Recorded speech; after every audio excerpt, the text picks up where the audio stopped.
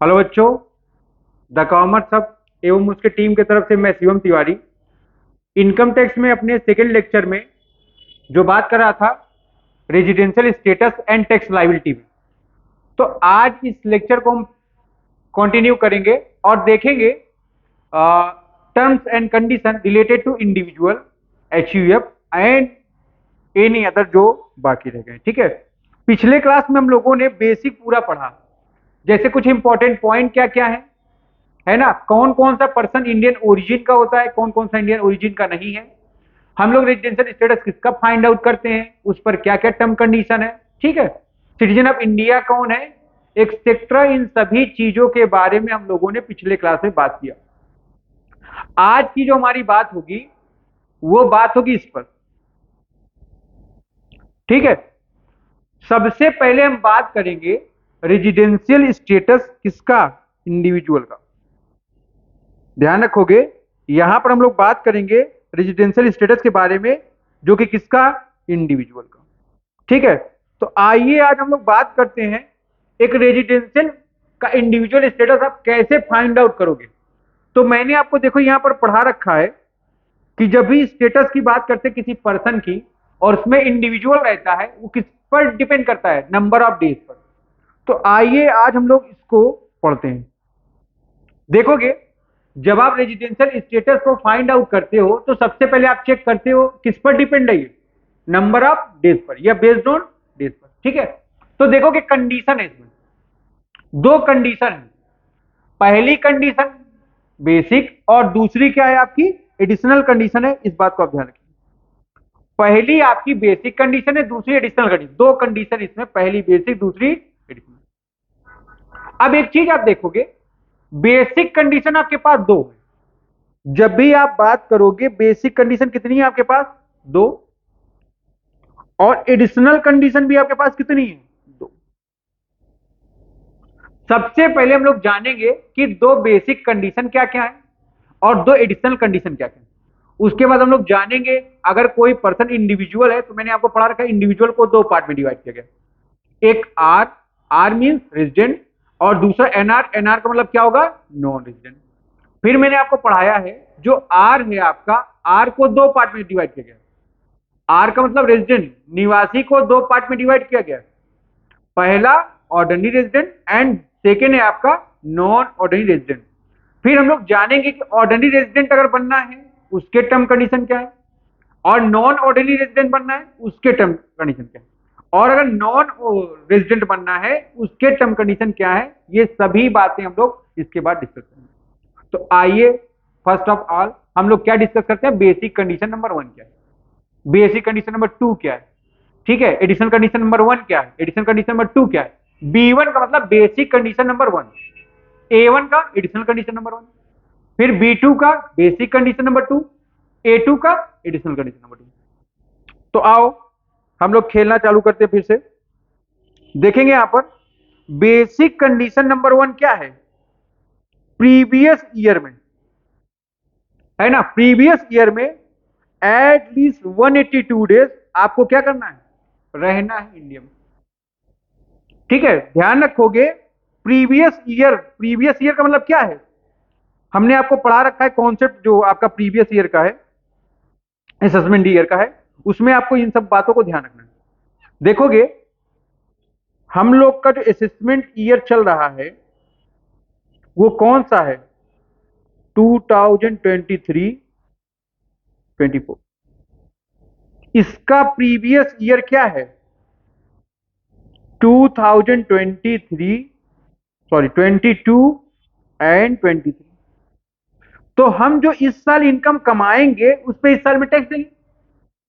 तो हमको find out करना है प्रीवियस ईयर का रेजिडेंशियल स्टेटस।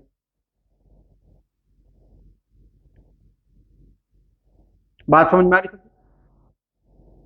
अब देखोगे एडिशनल कंडीशन नंबर वन में वो क्या कह रहा है, कह रहा है ऐसा कोई पर्सन जो रिलेवेंट प्रीवियस ईयर में, जो रिलेवेंट प्रीवियस ईयर का मतलब क्या है, जब का आप बात करो, एट लीस्ट 182 डेज अगर इंडिया में रहता है, कम से कम 182 डेज इंडिया में रहता है, वो क्या माना जाएगा कि बेसिक कंडीशन नंबर 1 को उसने सेटिस्फाई कर दिया।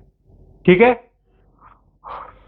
देखोगे, सॉरी, कोई पर्सन अगर प्रीवियस ईयर में 182 डेज या उससे अधिक, कम से कम कितना 182, मैक्सिमम 365 डेज या इससे अधिक, जितना भी आप रह लो, इनको आपको ध्यान, तो इसका मतलब आपने बेसिक कंडीशन नंबर 1 को फुलफिल कर दिया। फिर basic condition number 2, basic condition number 2 बात करता है, इसमें दो कंडीशन इंक्लूड है। देखोगे आप यहां पर, इसमें दो कंडीशन है। पहला कंडीशन क्या है, 4 प्रीवियस ईयर में कम से कम कितने, कम से कम कितने 365 डेज, इस बात को आप ध्यान रखिए। 4 प्रीवियस ईयर में आपको 365 डेज रहना है। फिर ध्यान रखो कि इस अगर ये कंडीशन आप फुलफिल कर रहे हो, इसके साथ एक कंडीशन नहीं, आपको दो कंडीशन मैंडेटरी प्रूव करनी पड़ेगी। 4 में 365 एंड 1 प्रीवियस ईयर में 60 डेज। ठीक है, 1 प्रीवियस ईयर में 60 डेज। तो हमारा बेसिक कंडीशन नंबर 1 बना कि प्रीवियस ईयर में आपको 182 डेज इंडिया में रहना है, कम से कम, अधिकतम आप कितना भी रह लो। और दूसरे में 4 प्रीवियस ईयर में 365 डेज एंड प्रीवियस ईयर में 60 डेज। ये बातें आप ध्यान रखें।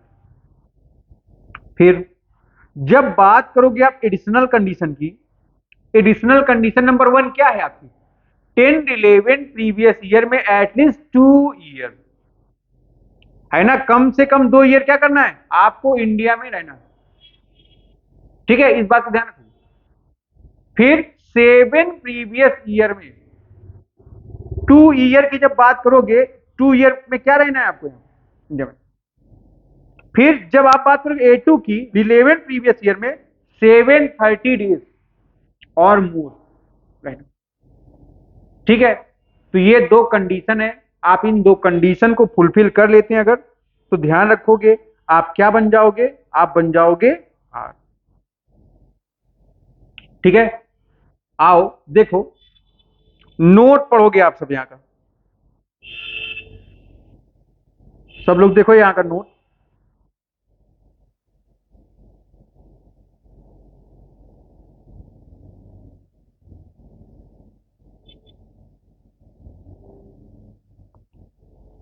देखोगे अगर कोई पर्सन रेजिडेंट में ऑर्डिनरी रेजिडेंट बन रहा है, तो कम से कम उसको एक बेसिक कंडीशन और 2 एडिशनल कंडीशन को फुलफिल करना होगा। अगर कोई इंडिविजुअल पर्सन है, वो प्रीवियस ईयर में कोई एक बेसिक कंडीशन या वो पर्सन कोई एक बेसिक कंडीशन और 2 एडिशनल कंडीशन को फुलफिल करता है, वो क्या बन जाएगा, वो बन जाएगा ओआर। ऐसा कोई पर्सन अगर वो दोनों बेसिक कंडीशन को और दोनों एडिशनल कंडीशन को फुलफिल कर देता है, तब तो आर बन जाएगा। जो पहली कंडीशन है, पहली कंडीशन का मतलब क्या है, एक बेसिक 2 एडिशनल, ये कम से कम आपको फुलफिल करना ही करना है अगर आपको आर बनना है तो। अदरवाइज आप दोनों बेसिक दोनों एडिशनल कंडीशन को फुलफिल कर सकते हो, इस बात को आपको। ठीक है, तो द कॉमर्स ऑफ फैमिली से सभी बच्चे इन बातों को क्लियर करें। अगर इसमें कोई प्रॉब्लम है फटाफट आप कमेंट बॉक्स में कमेंट करें। ठीक है, अब इसके बाद हम लोग आ जाते हैं नॉन ऑर्डिनरी रेजिडेंट पर। ठीक है, इसके बाद हम लोग आ जाते हैं नॉन ऑर्डिनरी रेजिडेंट में।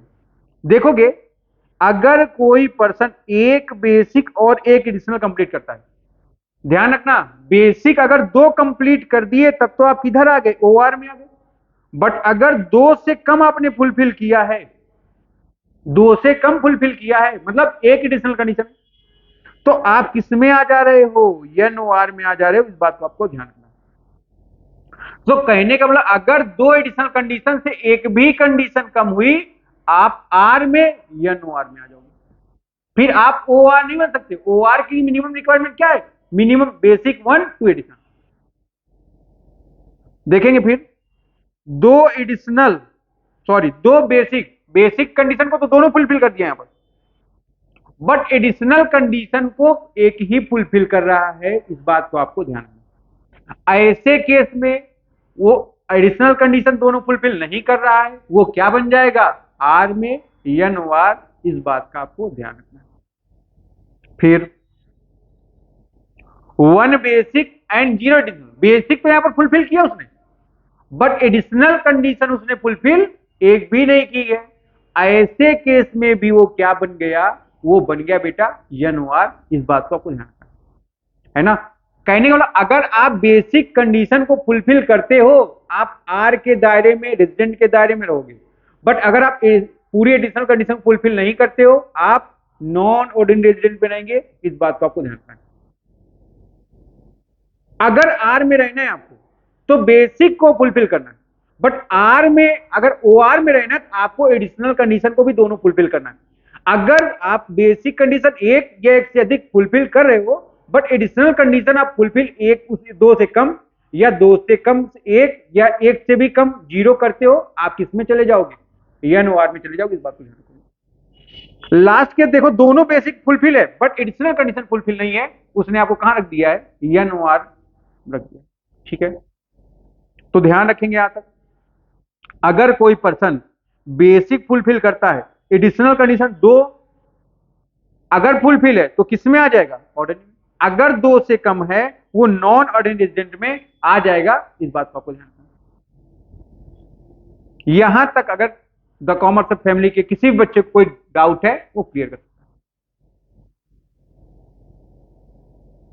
आगे बढ़ते हैं हम। अब देखो नॉन ऑर्डिनरी रेजिडेंट खत्म हो गया आपका, अब आ गया आपका नॉन रेजिडेंट।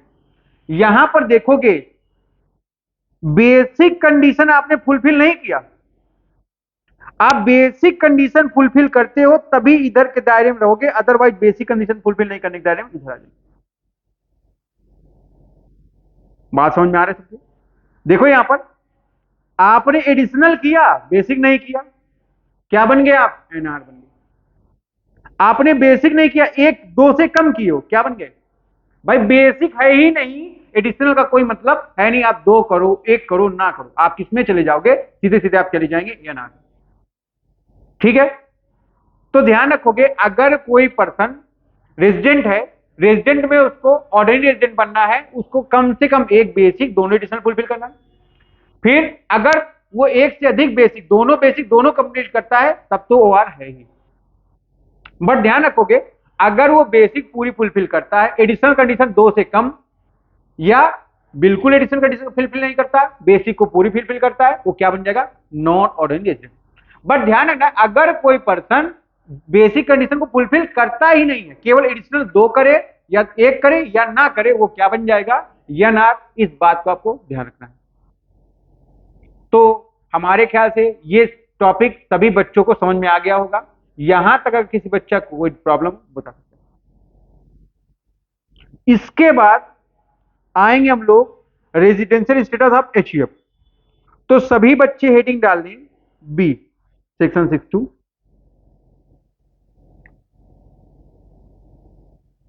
ज्यादा से ज्यादा टॉपिक आज हम लोग कवर कर लेंगे, अगली क्लास में हम लोग एक्सेप्शंस को और एडवांस प्रॉब्लम को बस सॉल्व करेंगे। ठीक है, तो हमारे साथ सभी बच्चे यहां तक लिखते जाएं।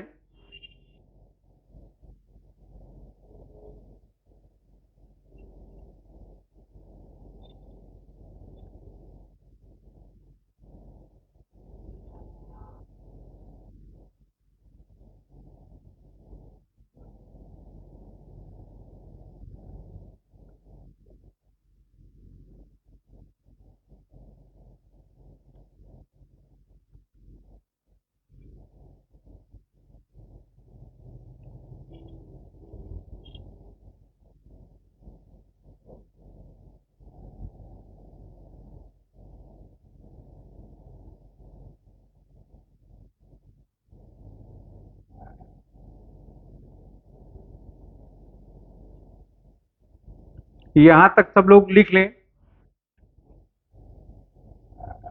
देखो जब हम लोग बात कर रहे थे रेजिडेंशियल स्टेटस ऑफ एचयूएफ की,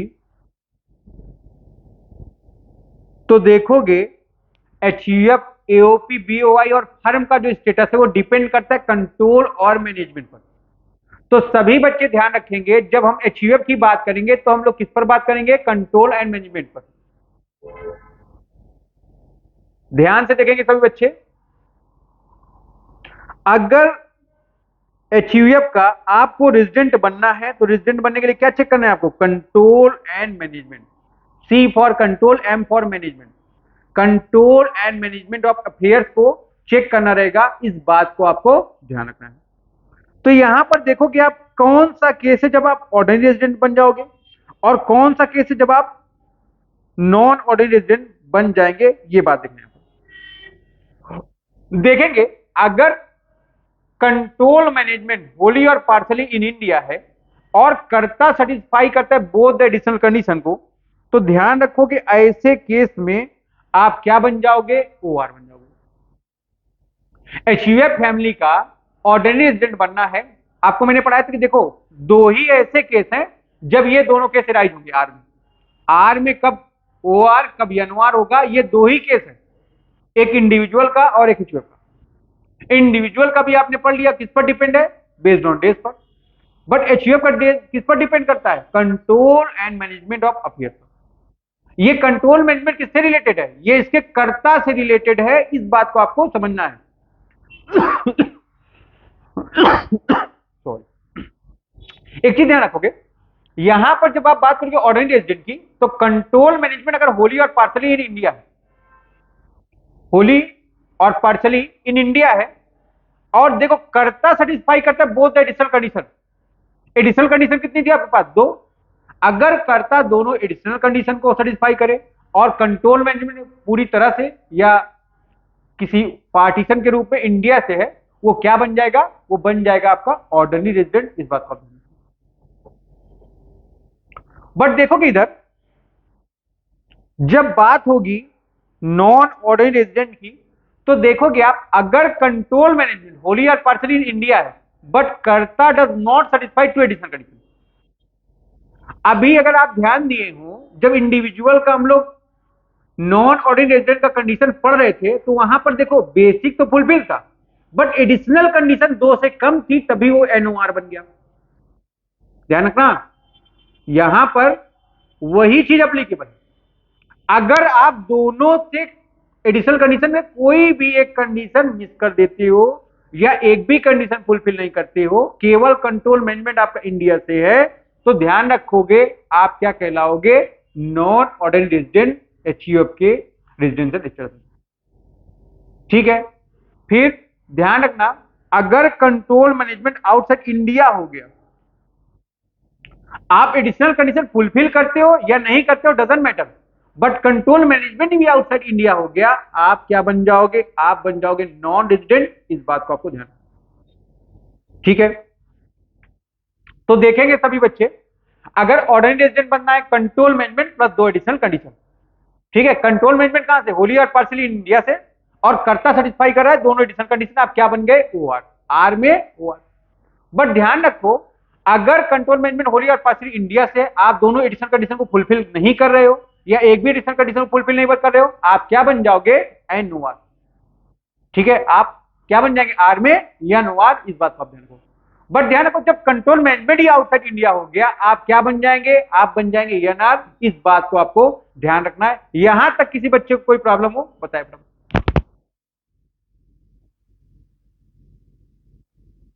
इसको पढ़ लेंगे नोट को सब लोग। ऑर्डिनरी रेजिडेंट के लिए कंट्रोल मैनेजमेंट प्लस दो एडिशनल कंडीशन, नॉन रेजिडेंट के लिए control management plus additional condition नहीं रिक्वायरमेंट है, और नॉन रेजिडेंट के लिए कंट्रोल मैनेजमेंट की रिक्वायरमेंट है। यहां तक सभी बच्चे का हो गया होगा। आगे बढ़ते हैं हम लोग, अब सी में आ जाते हैं।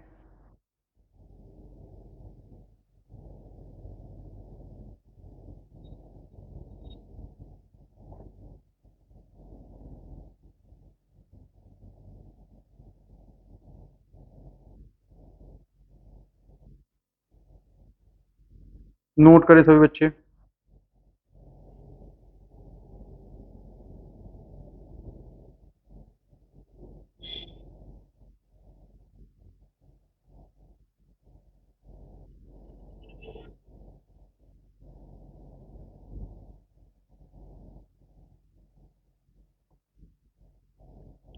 चलो देखो, अब हम लोग बात करें कंपनी की।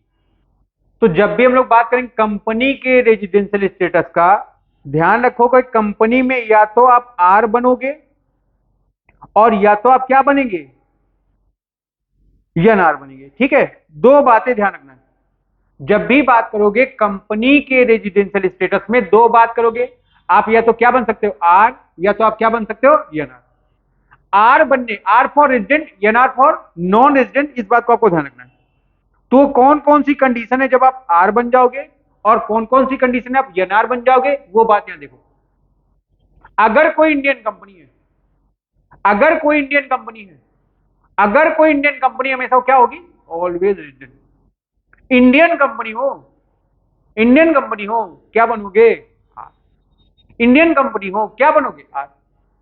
But other than Indian company, तो क्या चेक करना है आपका, इंडियन कंपनी हमेशा आर। अगर इंडिया कंपनी नहीं है, अदर देन कोई कंपनी है, आप क्या चेक करो, पोयम। पोयम का मतलब क्या होगा बेटा, पोयम का मतलब होगा place of effective management.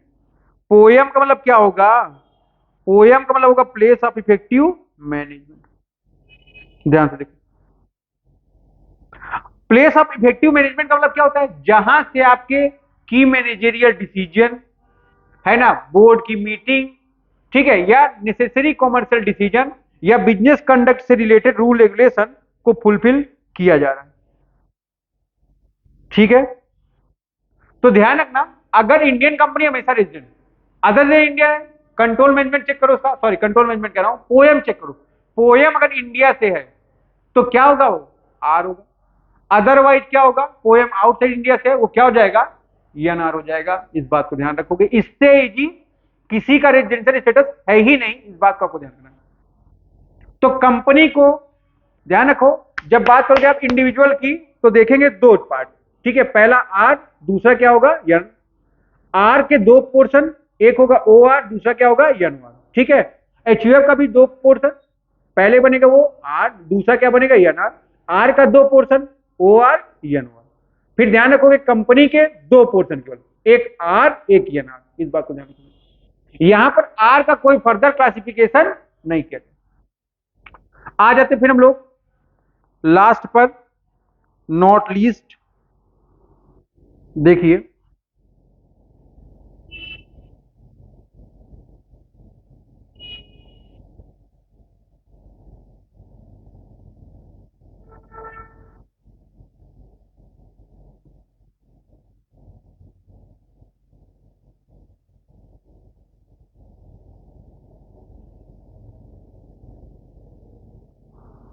Note कर लें सब लोग।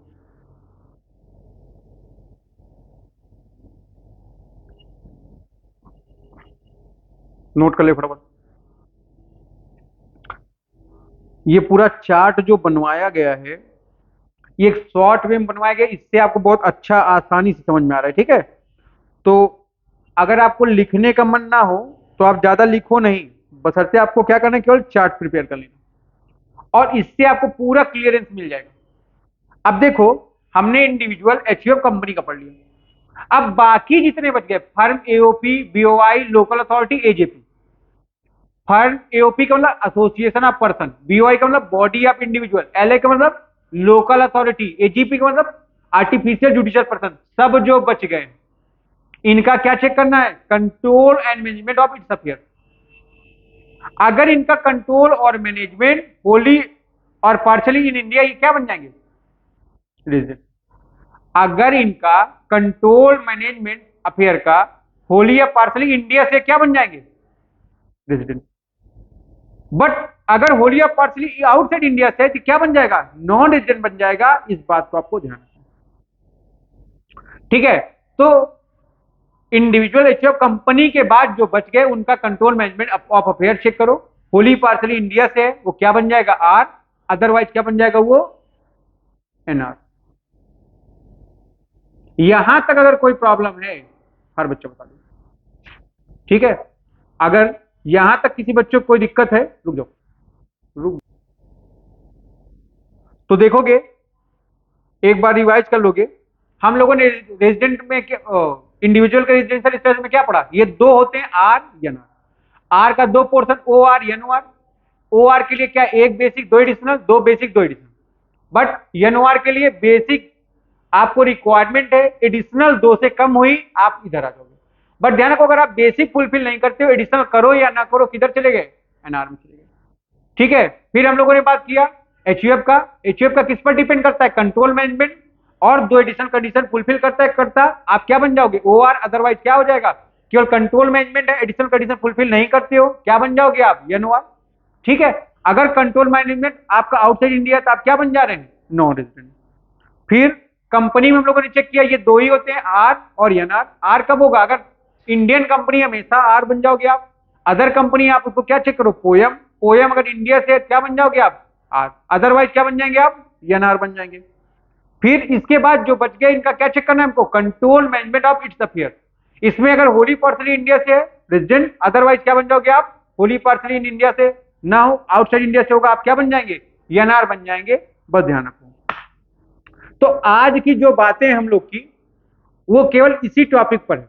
ये सारी बातें मैंने आपको चार्ट के माध्यम से फुलफिल कर दी।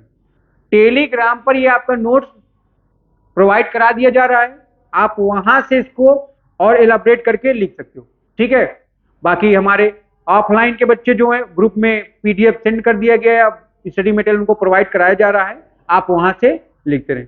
इसके बाद अगर इस टॉपिक में कोई प्रॉब्लम है तो आप मैसेज बॉक्स में कमेंट करते रहें, मैं आपको पूरा आंसर प्रोवाइड कराता रहूंगा। ठीक है, इसके साथ साथ आप हमारे टेलीग्राम चैनल पर ऐड हुए और वहां पर कुछ क्विज टाइप के क्वेश्चन दिए जा रहे हैं, आप बार बार उसमें अपना पार्टिसिपेशन करें और अपने नॉलेज को चेक करें। ठीक है, तो यहीं से हम आपसे विदा लेते हैं, तब तक के लिए आप सबको बाय बाय।